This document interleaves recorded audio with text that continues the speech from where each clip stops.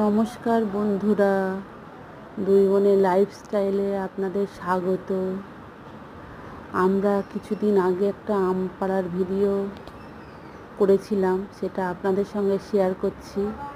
আপনাদের দেখলে ভালো লাগবে, সেইটা দেখুন। আমি আমার দিদি গাছে উঠে আম পাড়ছি। আমি এই যে হেলান দিয়ে আছি, দিদি আমি দাঁড়িয়ে আছি,